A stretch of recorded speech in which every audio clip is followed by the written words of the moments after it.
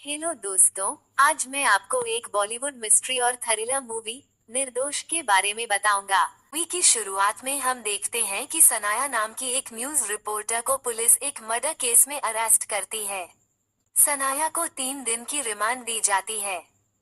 CBI officer Lokhande को case की जांच करने का मौका दिया जाता है। लोखंडे पुलिस स्टेशन जाते हैं और सनाया से पूछताछ शुरू करते हैं। लोखंडे कहते हैं कि मर्डर वाली जगह पर सनाया के फिंगरप्रिंट और कुछ दूसरे सबूत मिले हैं। इसके अलावा उसकी कलाई पर कट ये साबित करता है कि जिस आदमी का मर्डर हुआ था उसका सनाया से झगड़ा हुआ था। सनाया कहती है कि उसने सब्जी काटते समय अपना हाथ काट लिया था। लोखंडे कहते हैं कि वो झूठ बोल रही है। सनाया कहती रहती है कि उसने मर्डर नहीं किया, कोई उसे फंसाने की कोशिश कर रहा है। लोखंडे कहते हैं कि वो कौन है, उसका पति, उनका रिश्ता कैसा है। सनाया कहती है कि उसका पति गौतम ऐसा कुछ नहीं कर सकता, उन दोनों ने प्यार से शादी की थी। उनकी बेटी जाना के साथ उनका एक खुशहाल परिवार है।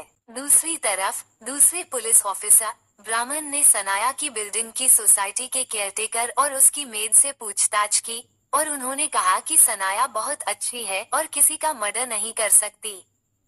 इस बार सिन फिर से लोखंडे लौटा। उसने सनाया से पूछा कि उनके घर में आदा नाम की एक लड़की रहती है। उसने उससे उसके बारे में बताने को कहा। सनाया ने कहा कि वो और गौतम दोनों अपनी बेटी जाना को टाइम नहीं दे पाते थे।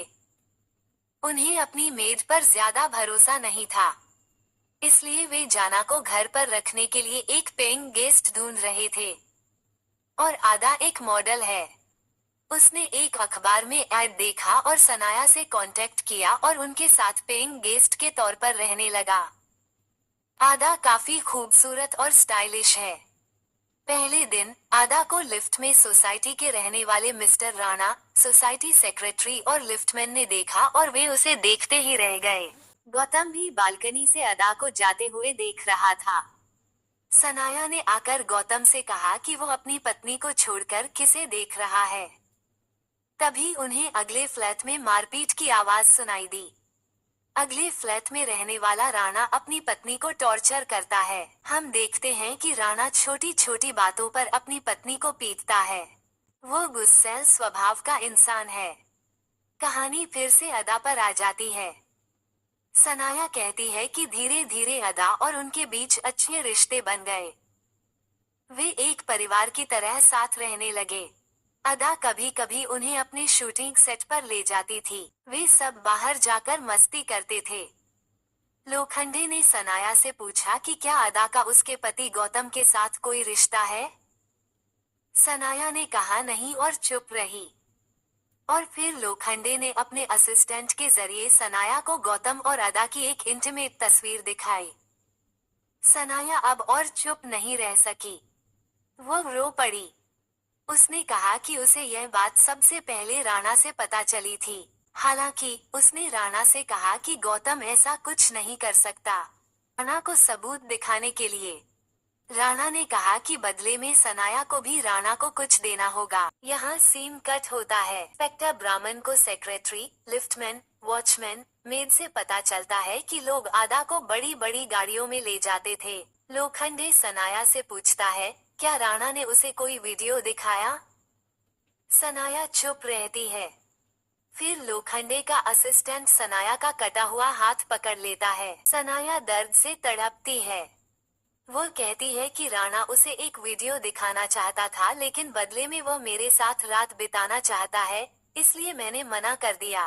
लोखंडे अपने असिस्टेंट और इंस्पेक्टर ब्राह्मण से कहता है कि यह एक ओपन एंड शट केस है।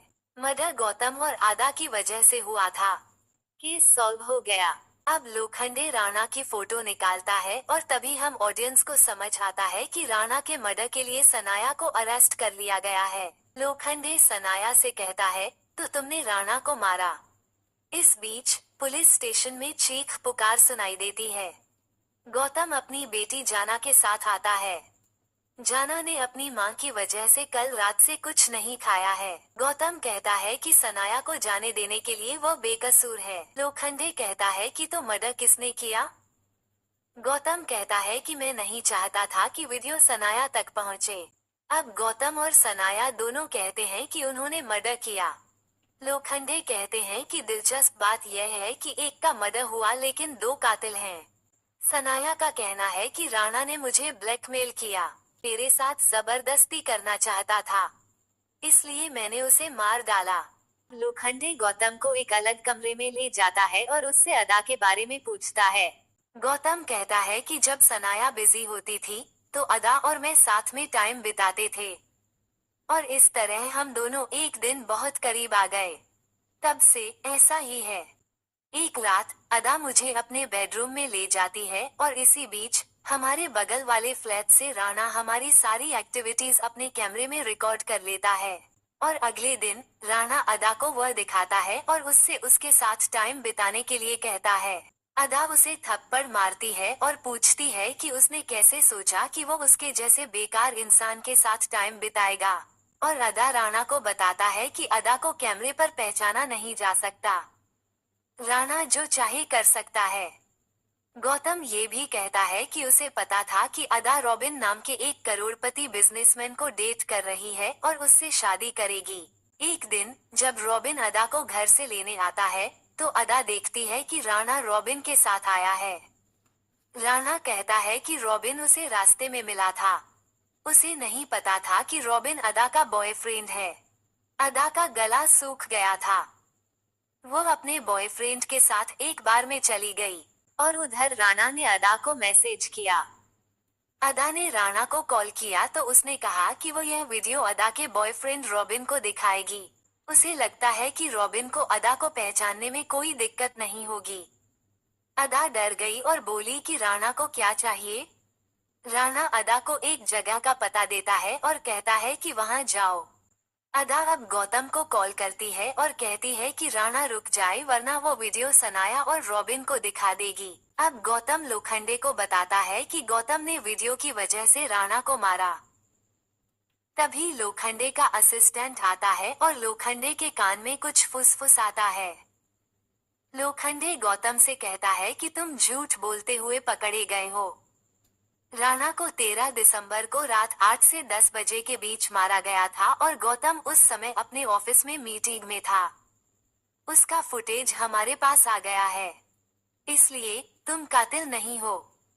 अदा के बारे में पूछने पर गौतम कहता है कि अदा उस दिन से उनका घर छोड़कर चली गई है, उनसे कोई कांटेक्ट नहीं है। गौतम कहता है कि वो कातिल नहीं है, इसलिए इससे ये साबित नहीं होता कि सनाया कातिल है। अब पुलिस सनाया के घर की बिल्डिंग में पिछले कुछ दिनों का सीसीटीवी वीडियो देखने आती है। उन्हें एक नकाबपोश आदमी बिल्डिंग में घुसता हुआ दिखता है। अगला सीन जो हम देखते हैं वो ये है कि फोरेंसिक डॉक्टर कहता है कि मर्डर सीन पर राणा की पत्नी, राणा के सलाल और सनाया के हाथ के फिंगरप्रिंट मिले हैं। डॉक्टर यह भी कहता है कि सनाया का हाथ भी कटा हुआ था, शायद वो राणा को मारते समय लड़ रही थी।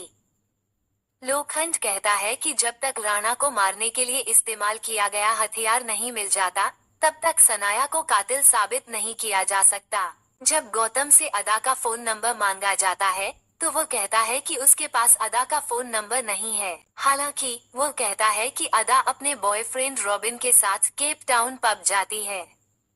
ढूंढने पर पता चलता है कि वे पिछले कुछ दिनों से पब नहीं आए हैं। इस बार राणा की पत्नी को बुलाया जाता है। लोखंड कहता है कि राणा के मर्डर से एक रात पहले उनका झगड़ा हुआ था। राणा की पत्नी कहती है कि उसने राणा के कैमरे में वीडियो देखा था, इसीलिए राणा उसे बहुत मारता है। इस बीच उसका भाई आता है और यह सब देखकर राणा को पीटना शुरू कर देता है। उसे मारने के लिए पिस्तौल उठाता है, लेकिन वो उन्हें रोक देता है। राणा की पत्नी अपने भाई के साथ घर से चली जाती है। लोखंडे राणा के साले पर राणा को मारने का आरोप लगाता है, लेकिन वो कहता है कि राणा की हत्या की रात वो कहीं और था, उसके पास सबूत है। अब उन्हें खबर मिलती है कि रॉबिन पब में आया है। वे जाकर रॉबिन को पकड़ लेते हैं। रॉबिन की पिटाई करने के बाद वो कहता है कि उसे नहीं पता कि आदा अभी कहाँ है। उसे आदा पर शक था। इसीलिए उसने आदा के पीछे एक डिटेक्टिव लगाया था। लोखंडे सनाया के घर के सीसीटीवी फुटेज में मिले नकाबपोश आदमी को दिखाता है। रॉबिन कहता है हाँ, उसने उसे भेजा था। इसी बीच खबर आती है कि आदा का फोन फराबी नाम की जगह पर ट्रैक किया गया है। एक झुग्गी बस्ती है। उन्हें फोन एक छोटे लड़के के पास मिलता है। कहता है कि उसे फोन मड आइलैंड में एक बंगले के सामने मिला था। पर जांच करने पर पता चलता है कि राणा उस बंगले में आता था। वे दरवाजा तोड़कर बंगले में घुसते हैं और एक जगह खून के धब्बे देखते हैं। ऐसा लगता है कि किसी का मर्डर हुआ है। उन्हें एक मेमोरी कार्ड भी मिलता है। खबर आती है कि एक नदी के किनारे एक लाश मिली है और वो आदा की लाश है। लाश की हालत देखकर लोखंडे कहते हैं कि राणा के मरने से पहले आदा का मर्डर हुआ था। अब वे उस बंगले में मिले मेमोरी कार्ड पर वीडियो चलाते हैं और देखते हैं कि राणा ने बंगले में एक हिडन कैमरा लगाया हुआ था। राणा ने आदा को उस बंगले में बुलाया। आदा बंगले में आई। फिर उनकी कुछ बातचीत हुई। आदा ने राणा के लिए ड्रिंक्स तैयार की और राणा से चुपके से ड्रिंक्स में दवा मिला दी। शराब पीने के बाद राणा को चक्कर आने लगे। इसी गैप में आदा ने स्टैंड लिया और राणा के सिर पर वार किया। दोनों के बीच जोरदार लड़ाई शुरू हो गई और इसमें दोनों बुरी तरह घायल हो गए और आदा की इसमें मौत हो गई। हालांकि राणा बच गया। अब सवाल यह है कि राणा को किसने मारा। सनाया ने मान तो लिया, लेकिन सीबीआई को कोई सबूत नहीं मिला। सीबीआई ने सनाया को 3 दिन की रिमांड पर लिया, लेकिन समय खत्म हो गया और सनाया को कोर्ट में पेश किया गया। सरकारी वकील ने कहा कि सनाया ने मान लिया है कि उसने राणा को मारा है। उस समय सनाया के वकील ने कहा कि गौतम ने भी कहा कि उसने राणा को मारा है। खास बात यह है कि सीबीआई कोई सबूत इकट्ठा नहीं कर पाई। ये भी पता नहीं लगा पाई कि राणा को किस तरह के हथियार से मारा गया था। जब लोखंडे को कटघरे में बुलाया गया, तो उसने भी अपनी नाकाबिलियत मानी और 3 दिनों में वे सनाया के खिलाफ कोई सबूत इकट्ठा नहीं कर पाए और कोर्ट ने राणा मर्डर केस में सनाया को बरी कर दिया। सनाया ने राहत की सांस ली और वो उस रात के बारे में सोचने लगी जब राणा का मर्डर हुआ था। कहानी फ्लैशबैक में चली गई। सनाया अपने मन से लड़ रही थी कि क्या राणा के पास जाकर अदा और गौतम का सच जान ले, क्योंकि राणा ने उससे बुरी शर्तें रखी थीं। फिर भी उसने हिम्मत जुटाई और राणा के पास गई। राणा ने वीडियो चलाया। सनाया हैरान रह गई। इसी बीच राणा आया और उसे पीछे से पकड़ लिया। फिर दोनों के बीच लड़ाई शुरू हो गई। राणा ने सनाया को कांच की टेबल पर फेंक दिया और टेबल पर रखी शराब की बोतल से सनाया का हाथ कट गया। फिर जब राणा ने फिर से सनाया के साथ जबरदस्ती करने की कोशिश की, तो सनाया ने अपने सिर पर हेयर क्लिप से राणा को अंधाधुंध चोट पहुंचाई। राणा वहीं खून से लथपथ होकर मर गया। अब कहानी प्रेजेंट में लौटती है। सनाया और गौतम अपनी बेटी जाना को गोद में लेकर कोर्ट रूम से बाहर आ रहे थे। तभी एक रिपोर्टर के धक्का देने से जाना सनाया की गोद से गिर रही थी। लोखंडे ने आकर जाना को पकड़ा और उसके सिर में सनाया का हेयर क्लिप लगा दिया। सनाया हैरानी से उसे देख रही थी। तो लोखंडे को शुरू से पता था कि सनाया ने राणा को मारा है। इसी बीच एक रिपोर्टर आया और उसने लोखंडे से कहा कि यह पहली बार है जब आप गुनहगारों को नहीं पकड़ पाए। लोखंडे ने कहा कि गुनहगार मुझसे बच नहीं सकते और मैं बेगुनाहों को सजा नहीं देता। असल में हुआ ये कि इन्वेस्टिगेशन के पहले दिन लोखंडे को मर्डर वाली जगह पर सनाया का हेयर क्लिप खून से सना हुआ मिला और वो समझ गया कि सनाया ने राणा को मारा है। सनाया के 3 दिन के रिमांड के दौरान उसने उससे पूछताछ की और जानना चाहा कि किन हालात में सनाया ने राणा को मारा था। और इन्वेस्टिगेशन करते हुए उसे एहसास हुआ कि राणा ने बिल्डिंग में सबका जीना मुश्किल कर दिया था। आदा को भी उसकी वजह से मरना पड़ा। वो किसी बेगुनाह को गैर कानूनी सजा नहीं देना चाहता, लेकिन वो गलत करने वाले को जाने नहीं देता। अगर वो सनाया को कातिल साबित कर देता है, तो उनका परिवार टूट जाएगा, जो वो नहीं चाहता था, क्योंकि सनाया हालात की शिकार थी। वो एक निर्दोष है। और यहीं पर कहानी खत्म होती है।